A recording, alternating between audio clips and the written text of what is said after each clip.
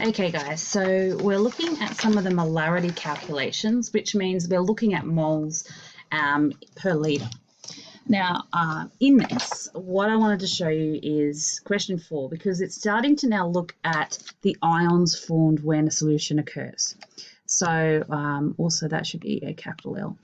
All right, so one of the first things to realise is that magnesium chloride, MgCl2, which is really important, when it dissolves, it is going to form magnesium ions, plus for every one magnesium, we're going to have 2 chlorine ions. Okay, so you do need to remember that when we get to doing the moles here. It's kind of like a balanced reaction equation. So we know the concentration of this solution is 0.117 moles per litre. And we also know our volume is 16.4 mils. Now, we need to find out moles, okay?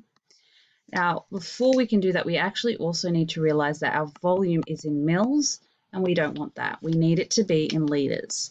So 1,000 litres makes up a litre.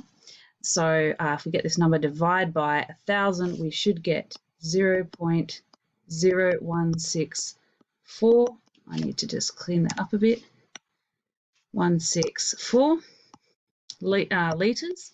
Okay, and now I can get that equation that we always look at.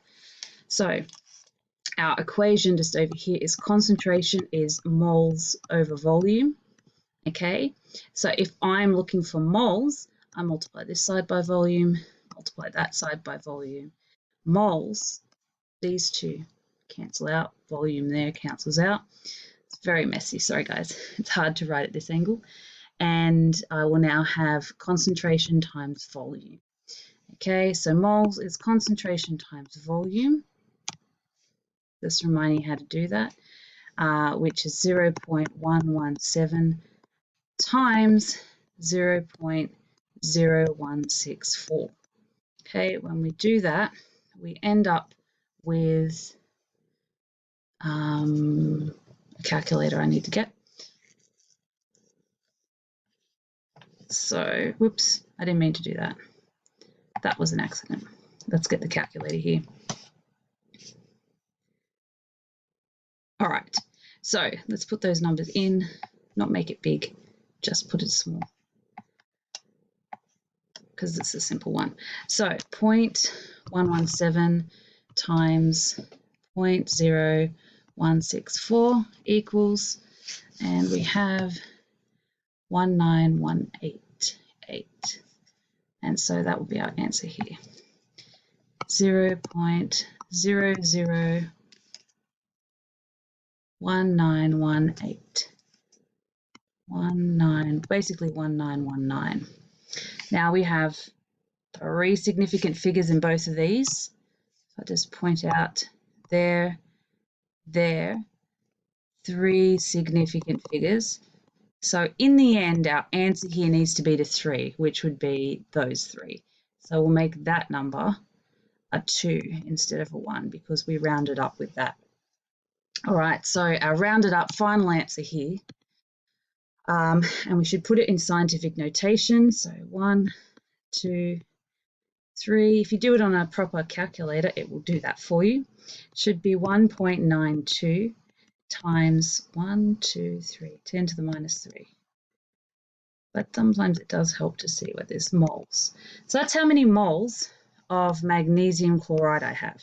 Well, that's the answer to for I. Okay, and the other two are pretty straightforward from that, but I'll have to roll down. Okay, so I. The answer, moles, is equal to 1.92 times 10 to the minus 3 moles of MgCl2. That's how many moles they would have put in there. So the next thing is, if I correct, magnesium ions. So moles of Mg2+. Okay, that equals the moles of MgCl2. And we see that here, one of these makes one of those. Okay, there's no coefficient in front of them, so there's only a one-to-one relationship. So therefore, we have that 1.92 times 10 to the minus 3 moles of magnesium ions. The harder one, not harder one, but the other one, the different one, is for chloride ions, moles of chloride ions. Notice I'm not writing 2Cl, okay? I just want to know how many chloride ions there. And what this equation tells us is I have twice as many chloride ions as I do magnesium ions or as magnesium chloride, because one of these produces 2 chlorine. It has 2 chlorine ions, or chloride ions in it. Okay, so my calculation here will be moles of that is 2 times the moles of magnesium chloride, which is 1.92 times 10 to the minus 3 times 2, okay, equals, I just realized I missed a number there too.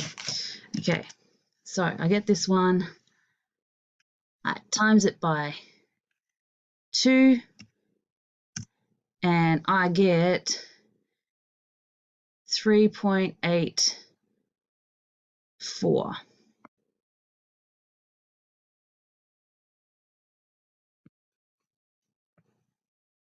Okay, 3.84. You might have noticed that I actually didn't change my calculator. In my calculator, I had the old number in there, okay, the one before I rounded it to the significant figures.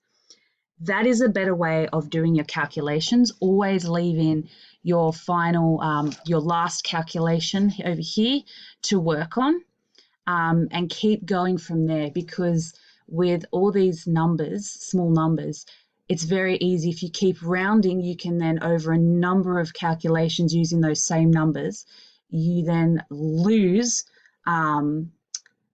you can lose the accuracy of your answer, because you're always rounding. You're using a rounded number instead of the actual full number that your calculator has programmed in it from doing that calculation.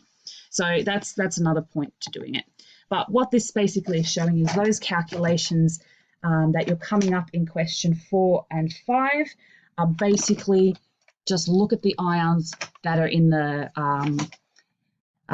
moles of the ions in these different compounds. So when they dissolve, you'll have magnesium ions and you'll have chloride ions. And that's the key thing that you're looking at there.